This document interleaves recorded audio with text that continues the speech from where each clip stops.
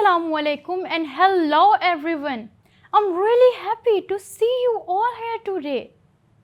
Today we are moving into a topic that sits at the heart of every learning experience: creating a positive learning environment and managing the classroom. Now, when we think of a positive learning environment, it's easy to picture a bright room, colorful walls, and happy faces. But the truth is, it is not just about the physical space. It is about what the students feel the moment when they walk in. Do they feel safe? Do they feel respected? Do they feel like they belong? Let me tell you, I still remember my first day teaching. I walked into a room where half the class would not even make eye contact with me. They were used to sitting quietly, afraid to speak up. It took weeks of listening, encouraging, and building trust before those hands started going up. And that's when I truly understood a positive learning environment starts with relationships. And so, with that experience in mind, let's explore more deeply what exactly makes up a positive learning environment and why it matters so much. What is positive learning environment? It is not just about good behavior. It is a place where students feel safe enough to take risks and questions and make mistakes without fear. A good teacher sets clear expectations, treats students fairly, and encourages them to respect each other's voices. In these spaces, students learn more than just facts. They learn how to be confident, respectful, and resilient human being. For example, in Mrs. Lee's third grade classroom, she begins each day with a circle time where students share their thoughts and listen respectfully to one another.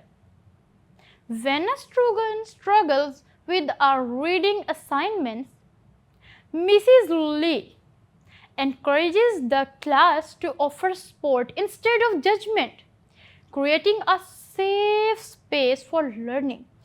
Clear rules like raise your hand to speak and be kind are consistently reinforced. When conflicts arise, students practice peaceful resolution with Mrs. Lee's guidance. This supportive environment helps students take academic risks and feel confident sharing their ideas. Understanding what makes a positive learning environment lays the foundation now. Let's go deeper into the essential role classroom management plays as the backbone that supports and sustains that environment. Classroom management.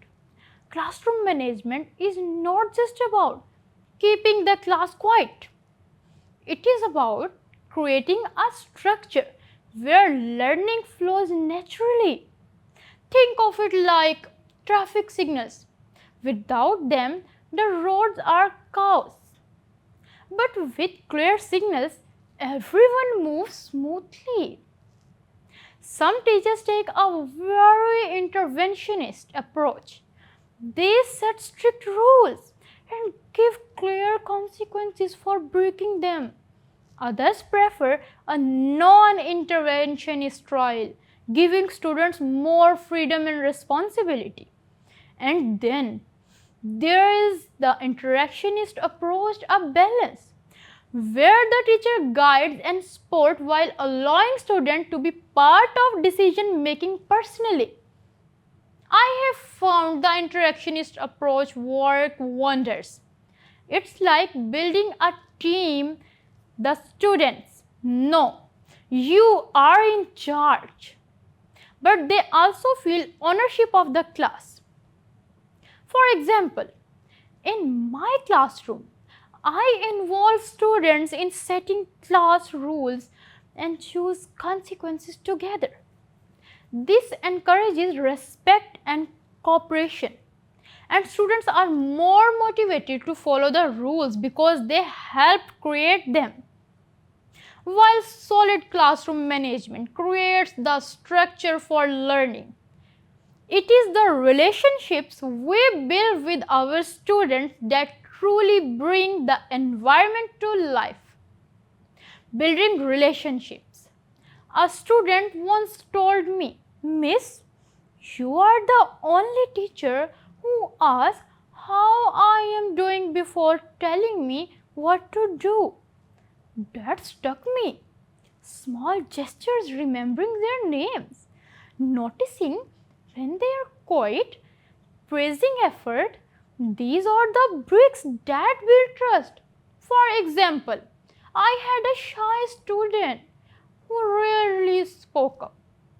After consistently greeting him by name and asking him about his interest, he began participating more and even helped lead a group project.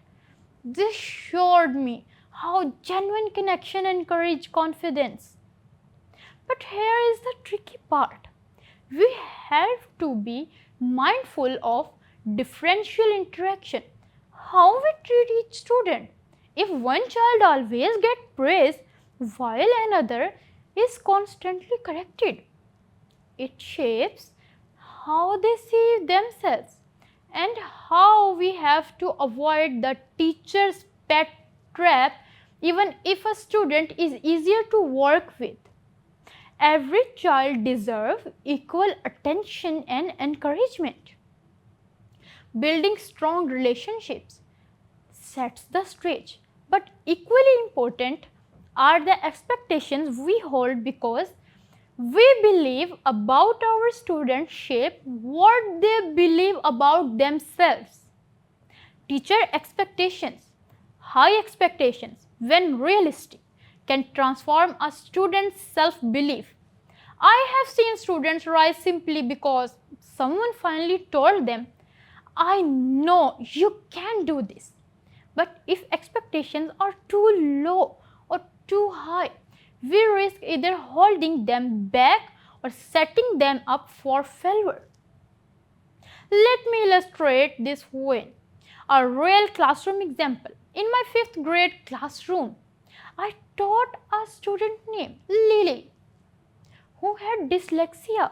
Reading aloud was a major source of anxiety for her, and some teachers in the past had excused her from it entirely.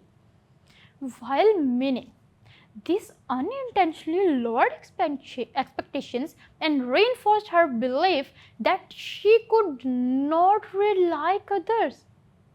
I took a different approach.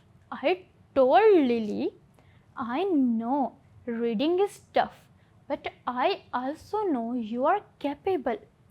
We will take it one step at a time. I gave her preview materials in advance, allowed her to practice privately, and praised her effort publicly. Slowly, she began volunteering to read short sections during group reading. Her fluency and confidence improved dramatically. By the end of the year, she gave a short book talk in front of the whole class. This experience taught me that setting high but achievable expectations, especially for students with learning differences, can unlock real growth with the right expectations set. The next crucial step is preparing the classroom environment from day one, setting the stage for the success throughout the year. Setting up for success. The start of the school year is like planting season. If you set routines, establish fair rules, and create excitement early on, you are more likely to have a flourishing garden later. And routines are not about being rigid. They are about giving students the comfort of knowing what comes next. Even little things matter. Smooth transition between lessons, tasks that connect to real life, a classroom layout that makes movement and interaction easy when the physical space and the emotional space are both welcoming. Students are more engaged and willing to participate. In Miss Lee's 5th grade classroom, the first week is all about building strong routines. She greets each student at the door with a smile and a personalized handshake. After morning announcement, students know to begin a do now task linked to the real life skills like budgeting for a school event. Transitions are smooth because she uses a ring and countdown system. Her classroom is arranged in shells to encourage teamwork. With clear working paths, students feel safe asking questions and helping each other. By October, her class runs like a team, confident, curious, and ready to learn.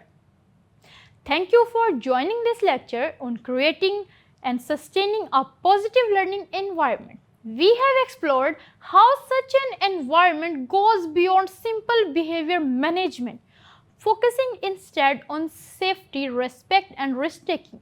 We saw classroom management as the essential backbone that supports smooth learning, highlighting the benefits of balanced interactionist approach. Building strong relationships with students emerged as key. Small, thoughtful gestures create trust and inclusion, while fair expectation helps students believe in their own potential.